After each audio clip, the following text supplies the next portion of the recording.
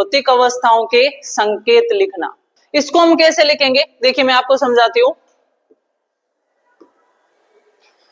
जैसे मैंने दो अभिकारक लिख दिए A प्लस बी, और इससे क्या बन गया ए बी।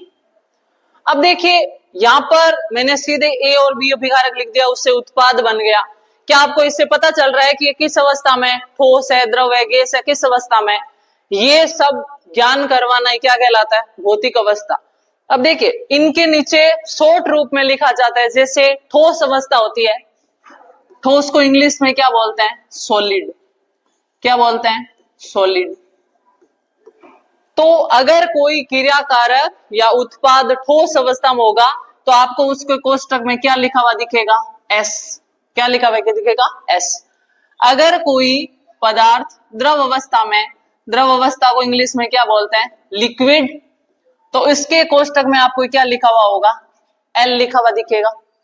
और यदि कोई पदार्थ गैस अवस्था में, गैस को हिंदी और इंग्लिश दोनों में गैस बोलते हैं, तो इसको हम जैसे लिख देंगे क्या, गैस, यानी स्मॉल लेटर में लिखना है, कैपिटल लेटर में नहीं लिखना है।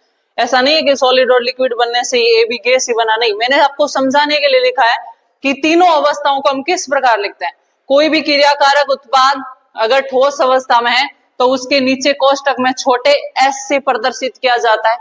अगर कोई क्रियाकारक या उत्पाद द्रव अवस्था में है तो उसको स्मॉल एल से प्रदर्शित किया जाता है, यानी लिक्विड। और अगर कोई पदार्थ है वो गैस अवस्था में है, तो पदार्थ अगर गैस अवस्था में है तो इसको हम कैसे लिखेंगे, स्मॉल जी के रूप में।